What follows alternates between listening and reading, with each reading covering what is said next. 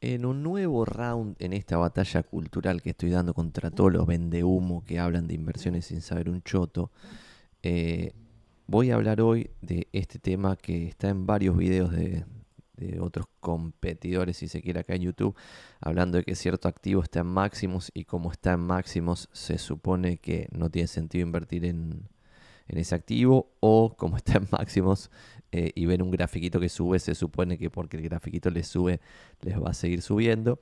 Acá, antes que nada, es un canal en el cual hablamos de inversión de verdad, no de timba.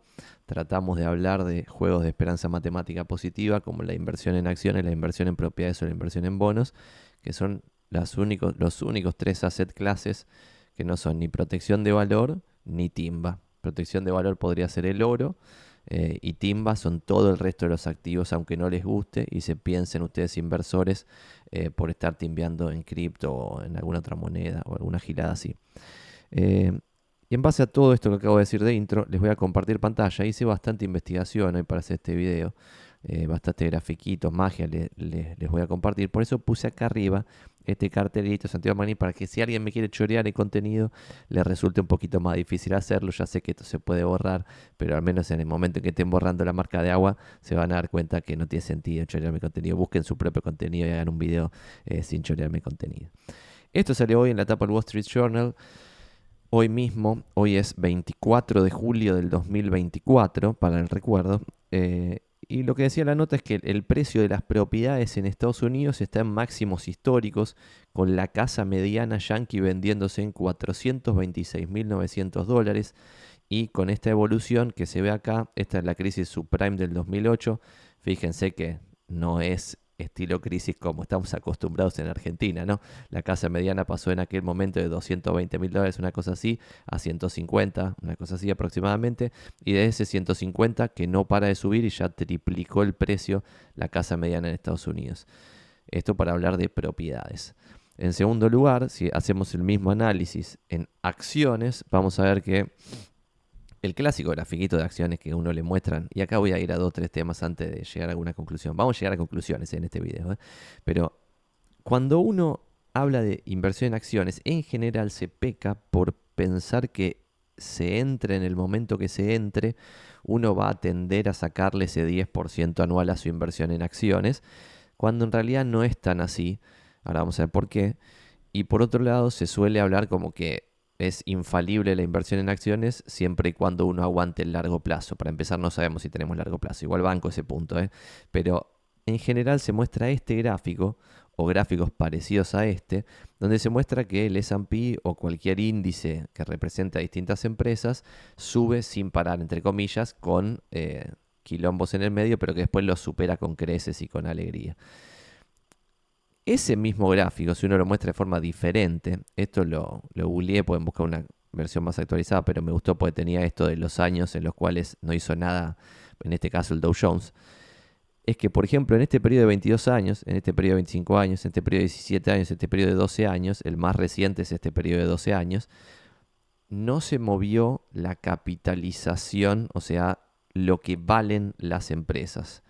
En consecuencia, si uno quería ganar guita invirtiendo en acciones en estos periodos en los cuales lo que valían las empresas no se movió, básicamente se movió obviamente porque había volatilidad, pero terminaban en el mismo punto que empezaban, dependía exclusivamente de las ganancias de las compañías. Por eso, por un lado, acá, si alguien ve videos anteriores míos, va a decir, che, Santi, pero no dijiste en videos anteriores que no hay periodo de 20 años que una inversión en una cartera diversificada de acciones en Estados Unidos, al menos en términos brutos, antes de impuestos y en términos reales, es decir, después de inflación, pero antes de impuestos, de negativo. Es decir, si yo aguanto más de 20 años, sí o sí voy a ganar guita, siempre y cuando el futuro repita el pasado. Eso es así. Pero esa verdad tiene en cuenta las ganancias de las empresas, que esas ganancias pueden convertirse en dividendos, es decir, te las dan a vos, o en reinversión en la propia compañía.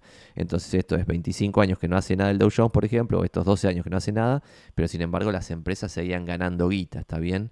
Entonces esto lo estoy diciendo para mostrar la importancia de de la ganancia anual de las empresas que componen el S&P. Voy a bajar mi carita acá para molestarlos menos, así vemos más los gráficos con alegría. Y acá vemos, por ejemplo, cómo evolucionan las ganancias anuales de las empresas que componen al índice Standard Poor's 500 ajustadas por inflación. Ven que sube a lo loco, al igual que subía, como mostramos antes, lo que valen esas empresas. Porque la lógica sería, y no somos lógicos pues somos humanos, o no somos lógicos todo el tiempo, pero la lógica sería que el precio de una propiedad siga a lo que paga de un inquilino por el alquiler de esa propiedad, que el precio de una acción siga a la ganancia de esa empresa o a la potencial ganancia en el futuro de esa empresa, y que un bono siga a una tasa de interés coherente en base al riesgo del bono. ¿Está bien? Esa sería la razón coherente. Entonces sube el beneficio de las compañías, las compañías debieran valer más. ¿Cuánto más? Este es el tema de este video, ¿no? Y ese cuánto más, vamos a ver 2 o 3 índices que podrían ayudarnos a ver si están baratas o están caras las empresas estadounidenses, más allá de que no vamos a decir lo que va a pasar en el futuro, sino lo que pasó en el pasado y en base a eso darles un panorama general. Uno de esos índices es el Price Earnings Ratio, que básicamente compara el precio con los earnings, que son las ganancias. Es decir, el precio con las ganancias. Es decir, la relación precio-beneficio sin ajuste ni toqueteo. Puse yo acá. ¿Qué quiere decir esto? Que, tipo, listo.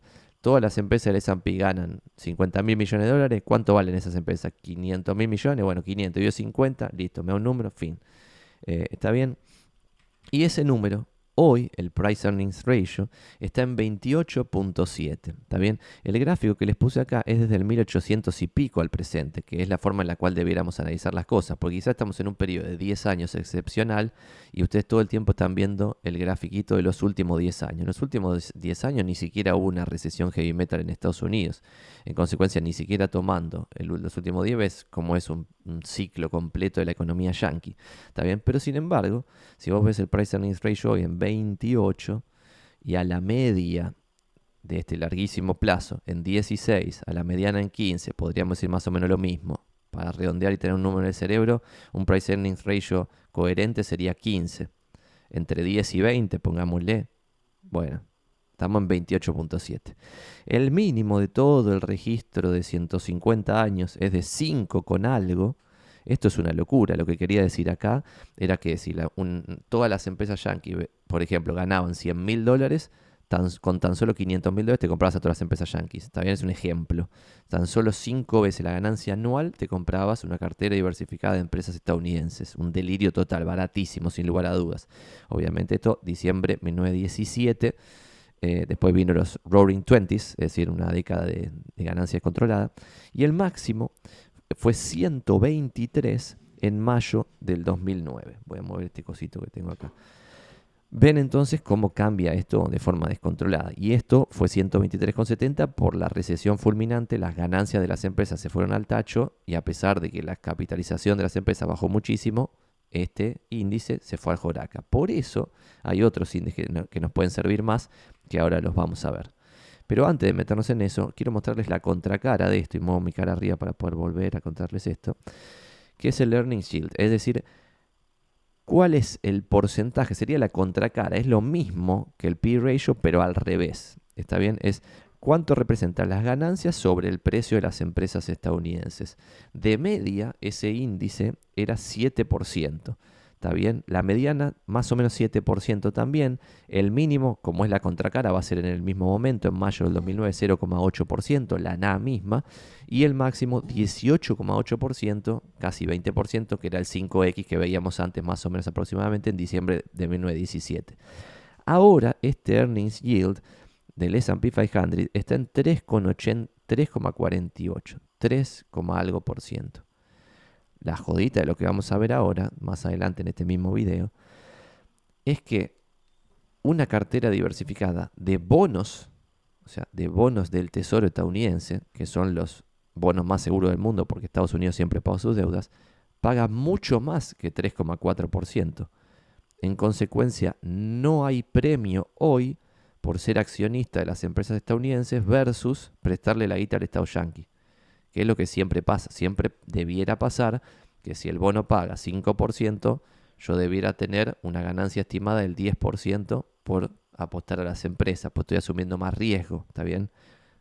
¿Se entiende este punto? Entonces esto es muy curioso, 3,4% de earnings yield, Pero más curioso aún que el 3,4 earnings yield es el dividend yield, es decir, de esa guita que ganan las empresas, cuánto le dan a los accionistas. Y lo que le terminan dando a los accionistas es el 1,3% en la actualidad, de los más bajos de toda la historia. El mínimo de toda la historia registrada es 1,11 en agosto del 2000 y ahora estamos en 1,31. ¿Está bien? La media es 4,25 y la mediana es 4,25. Y el máximo fue 13,84 en junio de 1932. ¿Ok? Dividend yield peligrosamente bajo. Pero acá hay una jodita que no sé si se dieron cuenta. Básicamente, acá el P/E ratio es medio una poronga porque acá el máximo es 123 en mayo del 2009 y mucho no nos dice mucho porque fíjense ahí, se va al demonio, se sale del gráfico por completo por una recesión muy fuerte.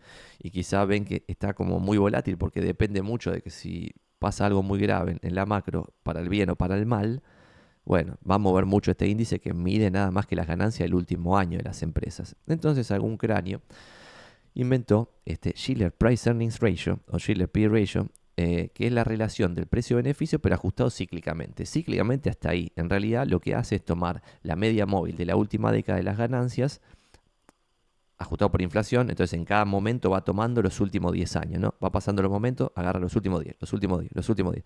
Y siempre el precio actual dividido ese promedio de la última década de ganancias ajustado por inflación.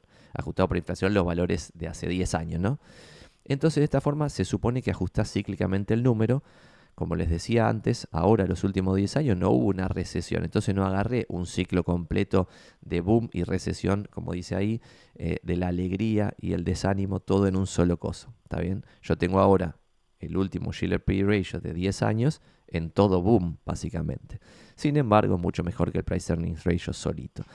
Y si vemos este Shiller P/E ratio, ahora mismo, está en 35 y pico, depende del día. Ahora está 35,44, pero si se fijan en 2 semanas quizás está 36,01 y si se fijan en 2 meses quizás está en 35 punto algo. Pero está oscilando entre estos números ya hace un tiempito, unas semanas. Y la media de este Shiller P/E ratio es 17, la mediana 16. O sea, un poquito más que el 15, el P/E normal, pero 16-17, no 35-36. ¿Está bien? El mínimo es 4,8 en diciembre de 1920 y el máximo fue 44 en diciembre de 1999. ¿Está bien?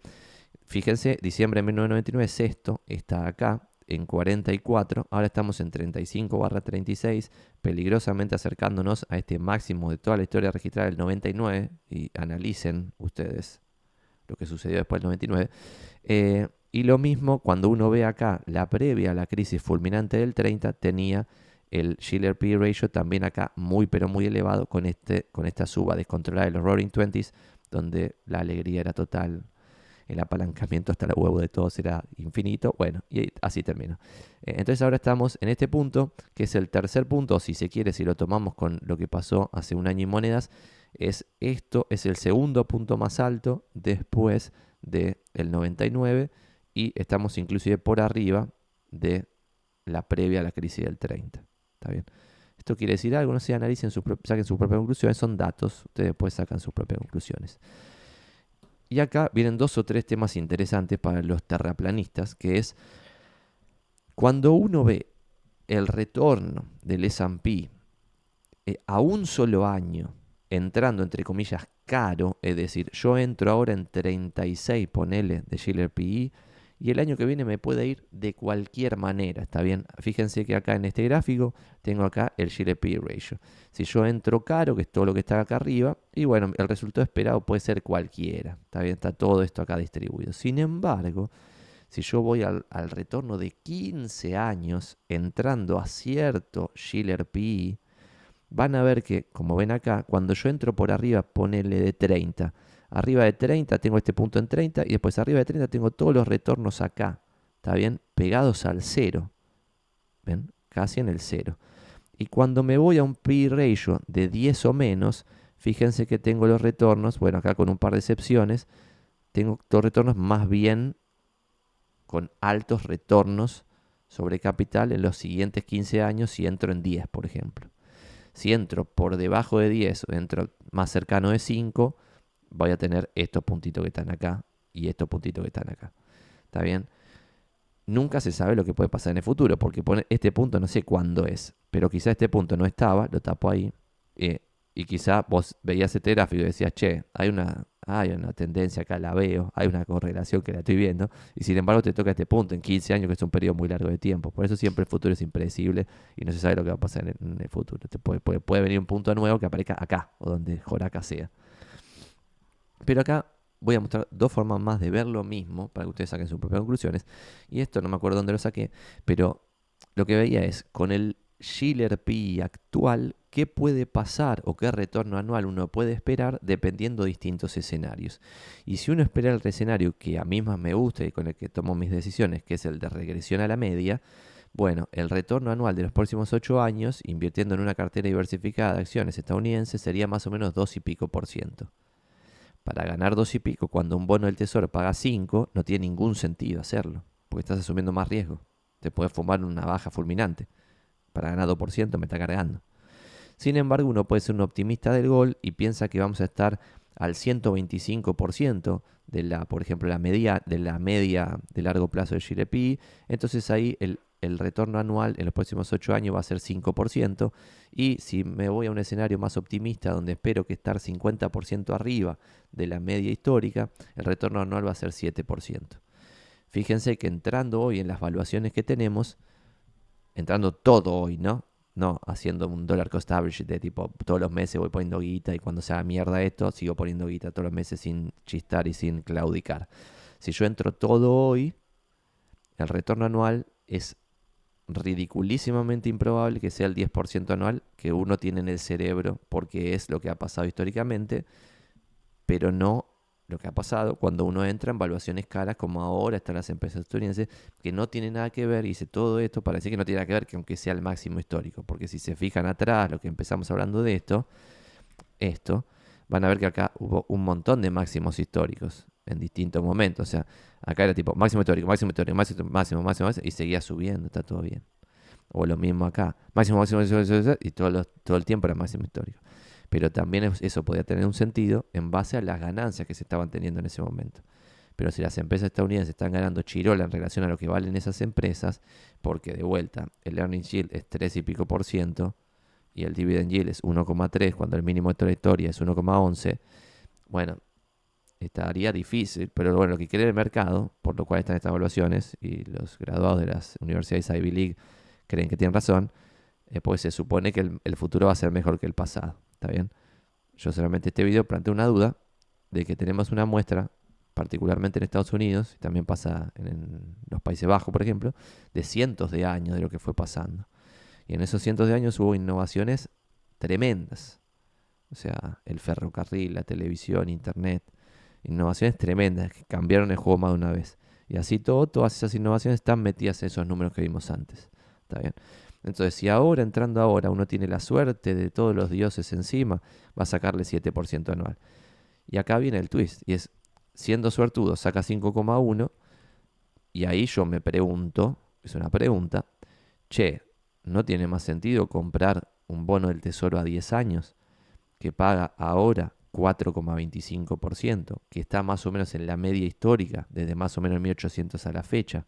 La mediana es 3,8, el mínimo 0,6 como ven acá en pantalla en julio del 2020 y el máximo 15% en septiembre de 1981. Fíjense este delirio acá. Pero ahora voy a continuar con este punto, pero esto me llama poderosamente la atención. O sea, que la gente súper inteligente esté poniendo toda su guita en una cartera diversificada de acciones sobrevaluadas. Porque otra cosa podría ser, che, esto es el S&P en general. Pero si yo agarro, no sé, el Russell 2000, tiene otro tipo de evaluación, puede tener otro sentido la inversión ahí. No lo veo sobrevaluado como esto que estás analizando en el video, Santi. Es discutible, lo podemos discutir, está todo bien. Pero de vuelta, si yo teniendo suerte voy a ir a un retorno del 5% anual y ese 5% anual lo puedo obtener con un bono del tesoro a 10 años, me parece medio raro, ¿no? Y acá voy a ir a un par de temas distintos que los tenía abiertos acá en pantalla distinta, pero no sé, acá abrí CNBC, por ejemplo, que tengo las distintas tasas que pagan ahora los distintos bonos o treasuries, que por ejemplo, no sé, si me voy a 10 años, que es lo que les mostraba en pantalla, está 4,21%. Pero si voy a plazos cortos, de 2-3 meses, estoy 5,4%, en una guasada. Pero bueno, esto es muy cortito.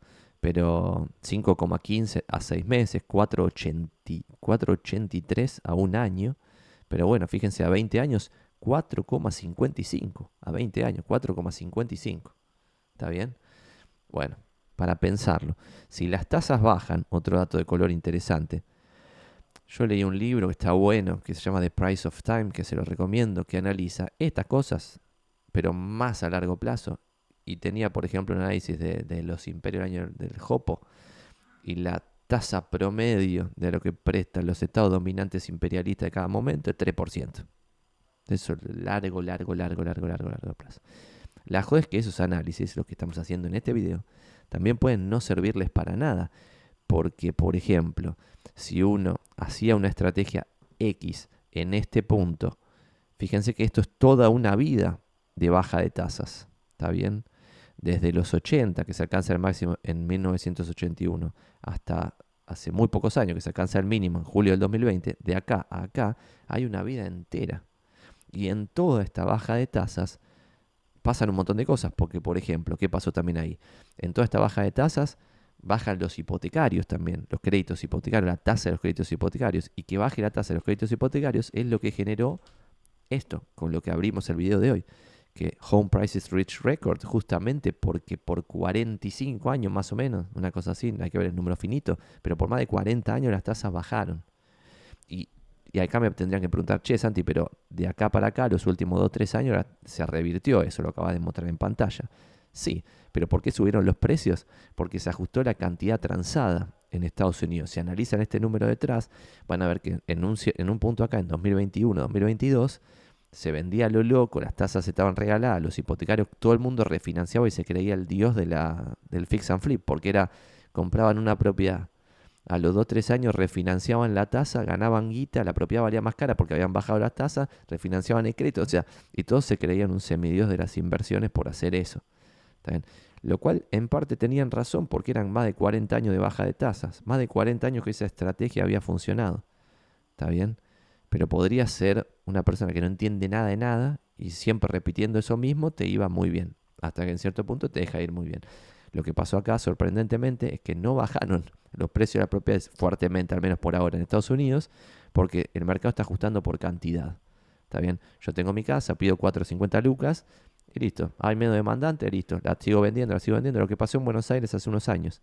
Aumentó la oferta, eso es lo que está pasando ahora en Estados Unidos, está aumentando la oferta de propiedades en venta porque los precios no están bajando. Básico de economía del CBC, un mercado se forma por oferta y demanda. Y si sube la oferta a igualdad de demanda, bajan los precios. Pero en neto mercado puede ser que no baje los precios, sino que cada vez tenés más oferta y cada vez tenés menos demanda. ¿Por qué? Porque nadie demanda el precio que se está ofreciendo. ¿Está bien? El grafiquito así. No necesariamente tiene que ajustar por precio, puede ajustar por cantidad, que se mueva para el otro lado del grafiquito. Entonces, esto, de 40 años que pasó esto, bueno, podrían venir 40 años de lo que Jolaca sea, pero esto es como la gravedad, todo lo que estamos hablando en este video. Son leyes del mercado básicas. ¿Está bien? Entonces, 10-year Treasury, 4,5, 3,8 la mediana. Y lo que les estaba mostrando es esto que veíamos recién. Después, este paper está bueno, Stock Market Charts You Never Saw. Y acá al final van a ver esos Stock Market Charts que nunca vieron.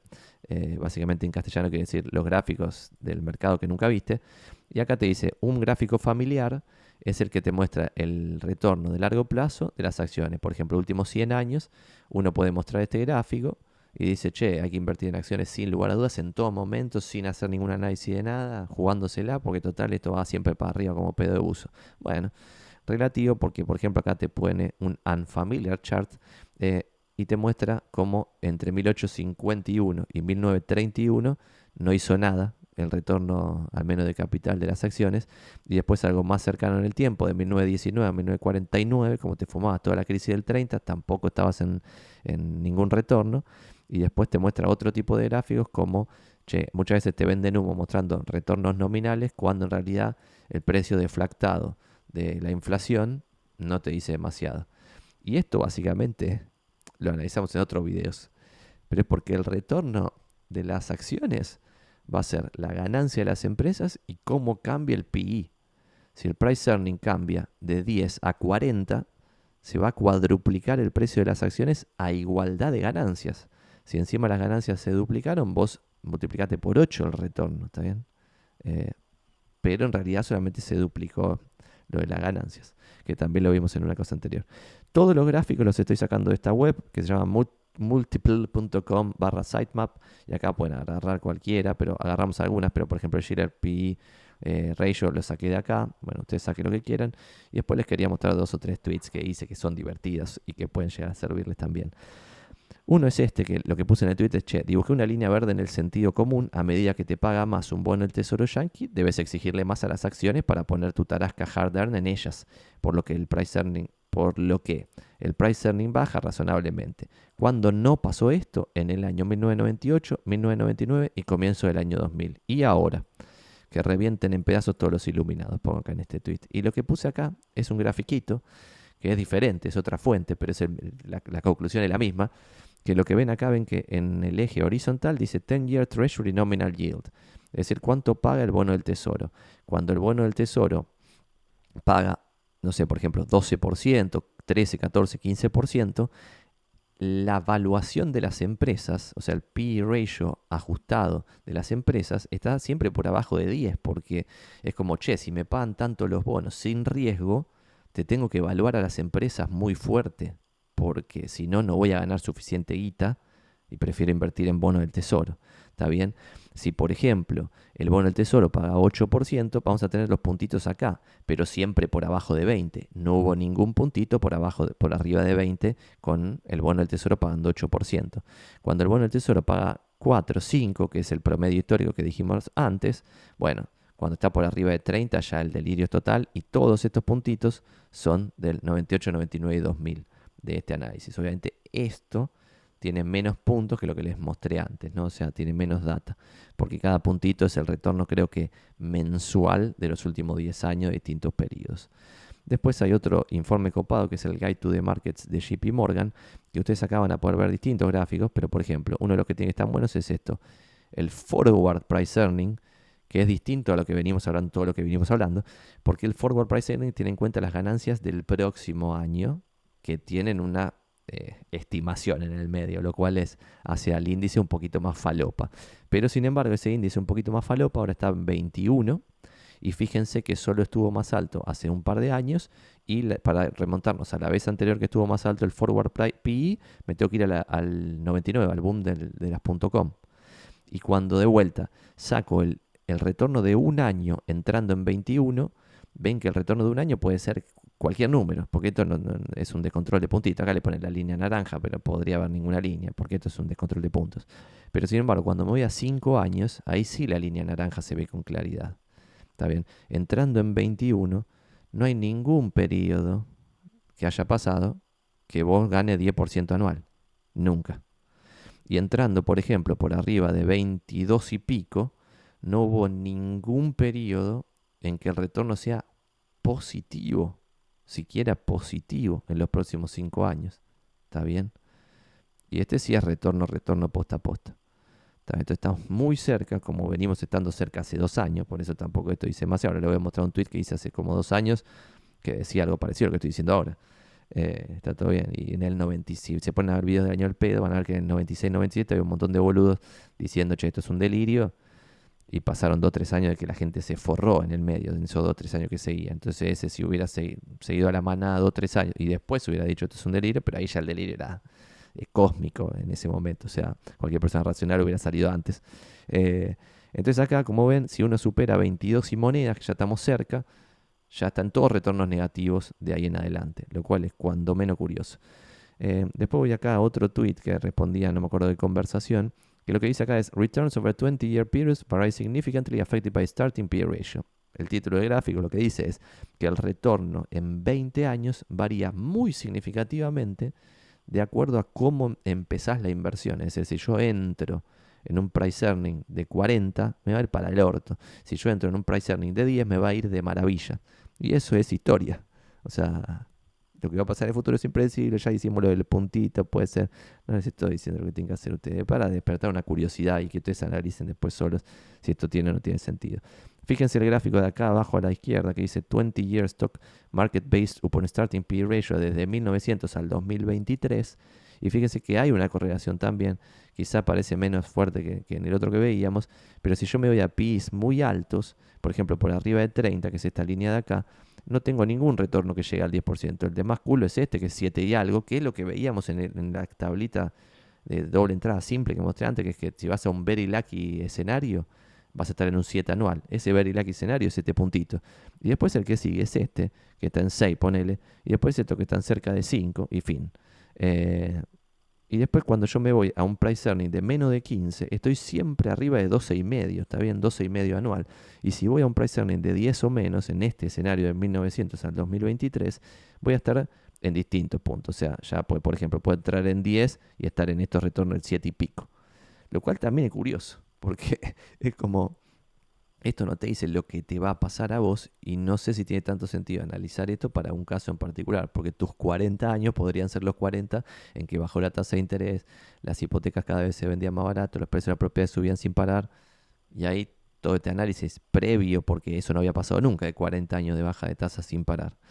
Y cuando se acercaba al cero, algunos bancos centrales superaron el cero para abajo, cosa que tampoco había pasado nunca. Y que lo que pensaba la gente más o menos racional era que y podían seguir bajando las tasas hasta cero, pero cuando llegasen a cero, los bancos centrales iban a entrar más o menos en razón. Bueno, no, cuando llegaron a cero dijeron, bueno, vos préstame plata, yo te devuelvo menos más adelante, y la gente agarró viaje. Entonces, ¿qué querés que te diga? El futuro es impredecible. Y después vamos a un grafiquito más, que este tweet, como ven, es de enero del 2024, pero yo leí este libro, sí, creo que lo leí en diciembre, enero del 2024, y lo que ponía acá era el S&P 500 PE ratio desde 1900 al 2009, según este libro, y tenía el Crestmont PE acá y el 10-year average Shiller PE ratio, y lo que yo había puesto acá, porque este libro se ve que era más viejo, es que, che, en diciembre del 2023 el Crestmont PE estuvo en 34,5 en el percentil 99 de la muestra de 140 años. De vuelta, percentil 99 de la muestra de 140 años. Y cuando leí este libro, el Shiller PE era 32,5. ¿Está bien? Y si se fijan, en los últimos 6 meses y ganaron plata. O sea, que esto sigue, la fiesta loca sigue. Así que pues, puede continuar, quién sabe. Y después, un dato que me vuela la cabeza y ahora vuelvo a la PPT, porque creo que me falta una giladita nada más de la PPT, es que la última década, entre el 2014 y el 2023, fue la primera década registrada en la cual el inversor individual, el pinche de clase media yankee que invierte haciendo unos clics en Robinhood, le ganó al S&P 500. ¿Está bien? Le ganó una cartera diversificada de acciones de Estados Unidos que pueden ser medios con el S&P 500. Y acá hay dos o tres datos sorprendentes, que es, si uno analiza en periodos largos de tiempo, largo de tiempo, quiénes son los mejores inversores de la historia de la humanidad, van a ver que, por ejemplo, el mejor inversor de toda la historia es Warren Buffett, como digo en muchos videos.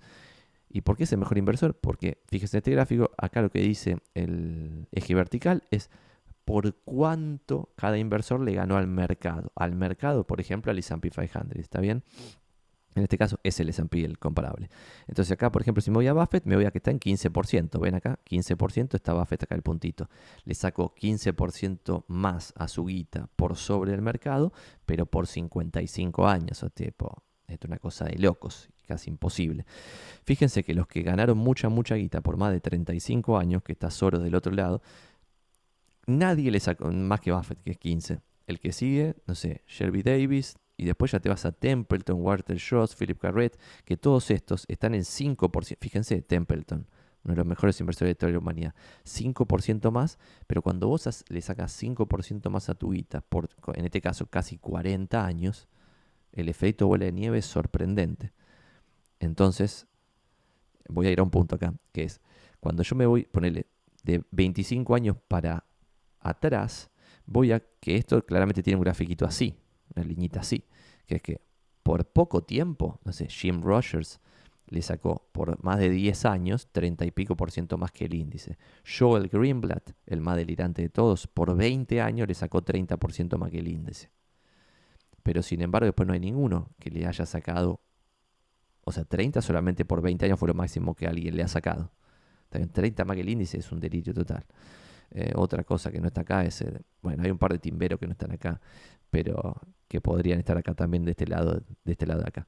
Pero a lo que voy con esto es que los mejores inversores de la historia de la humanidad le han sacado a su guita entre 1% más, o 3-4% más, y 30% más que el índice a su guita. ¿Está bien? De forma sistemática un montón de años.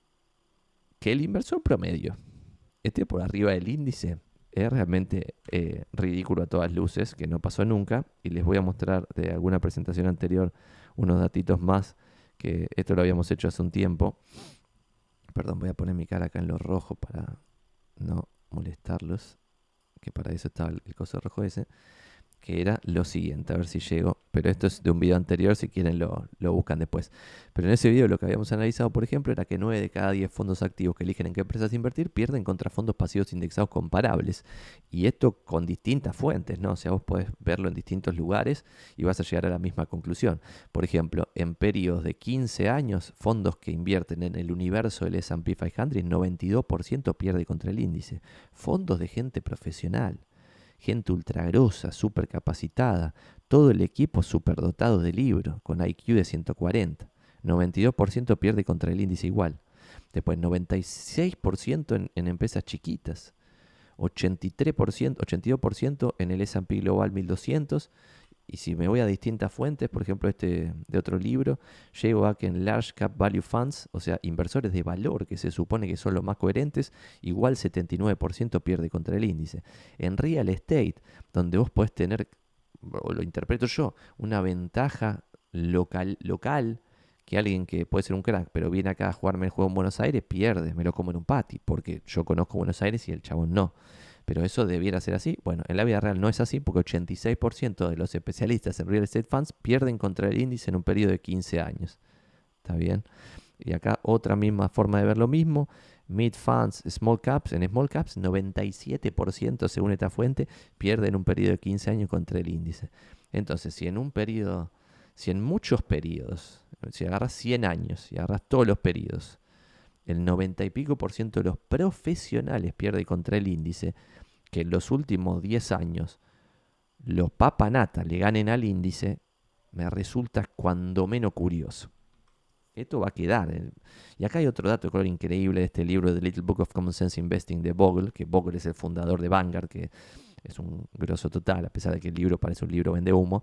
Y una de las páginas decía esto, de que no solo casi todos los fondos activos que eligen en qué empresas invertir pierden contra los fondos pasivos indexados, sino que el 80% ni siquiera sobrevive en largo plazo. O sea, ni siquiera se mantienen abiertos esos fondos.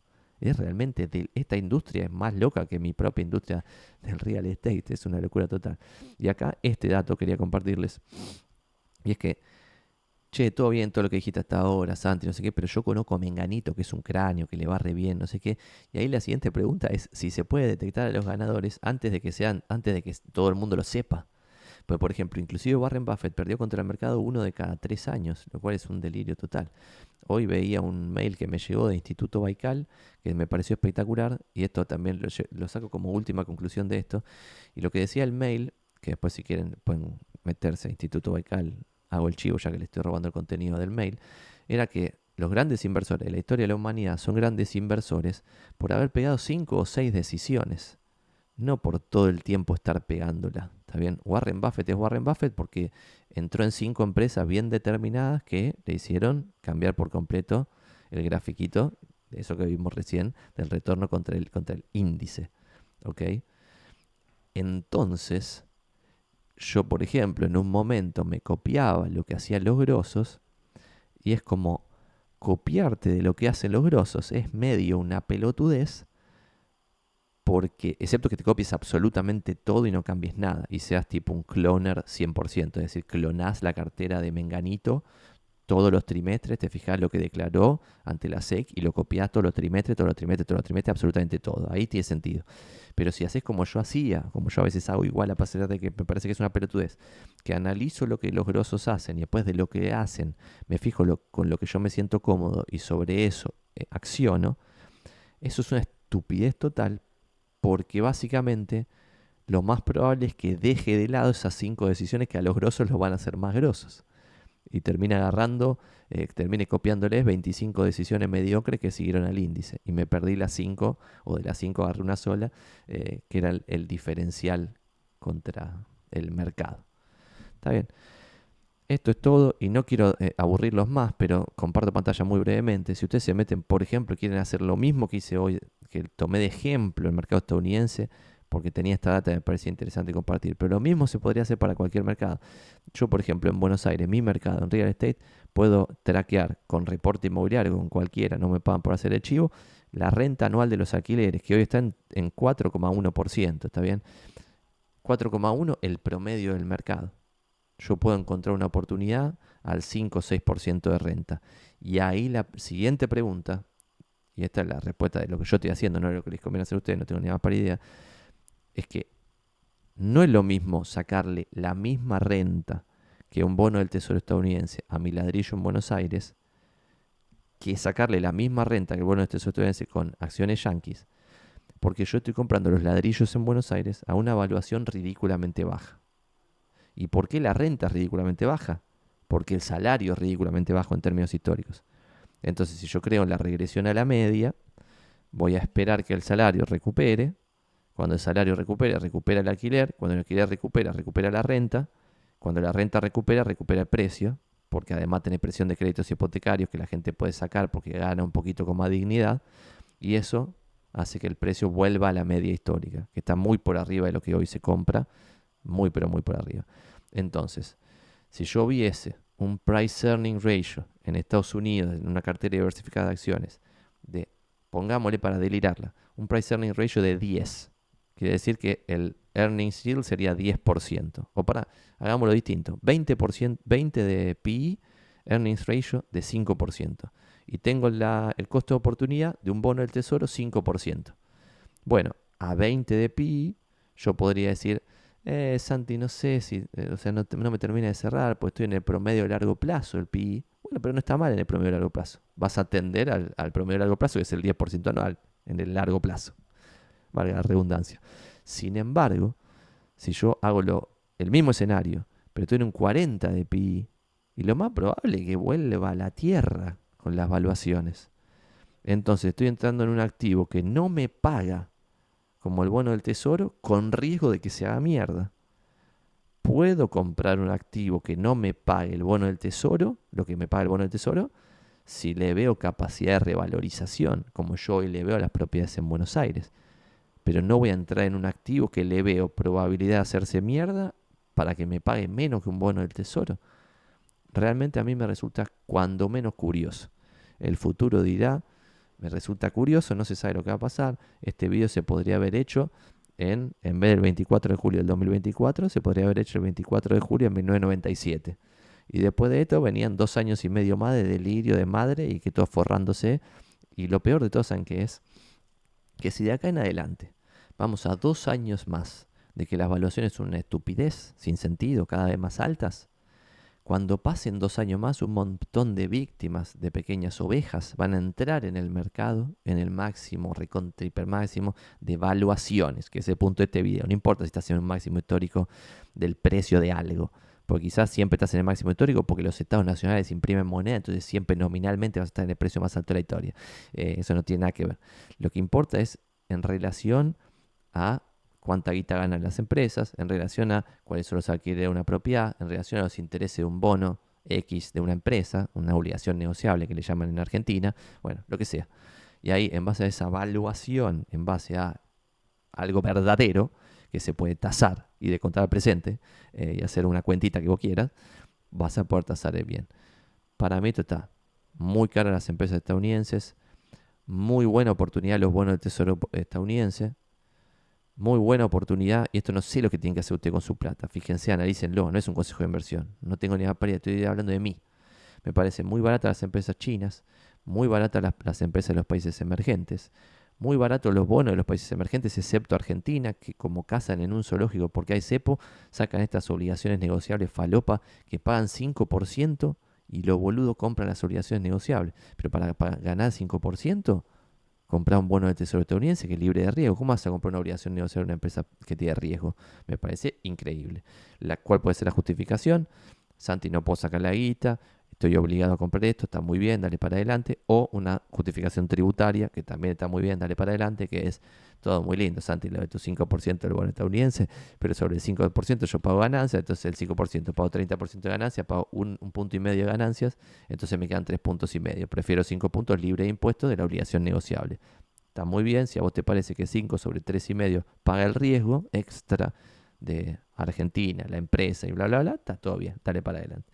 Pero me parece que hay muy poco análisis y todo es muy timba, eh, y tenemos que dar un paso en tratar de poner un poquito de racionalidad a las emocionalidades que tenemos todos. Porque yo puedo estar muy cegado a comprar propiedades en Buenos Aires porque es de lo que estoy todo el tiempo hablando, todo el tiempo estoy viendo zona prop, todo el tiempo me tengo oportunidades que me llegan, que veo, che, esto hay que comprarlo, no hay que comprarlo, veo el grafiquito y lo veo en el punto mínimo de toda la historia y digo, esto no puede ser, $700 el metro este producto. Eh, Me parecen cosas insólitas, pero quizá estoy cegado por trabajar de esto. Pero si al menos nos inventamos un framework para tomar decisiones más o menos coherentes, y cuando nos llega algo para analizarlo, analizamos con un framework que puede ser el que vimos hoy, del Schiller PE o la renta, pueden hacer pueden hacer lo mismo para Buenos Aires. La media móvil de 10 años de la renta en Buenos Aires. Eso es un gran video, me lo voy a anotar y lo hacemos después.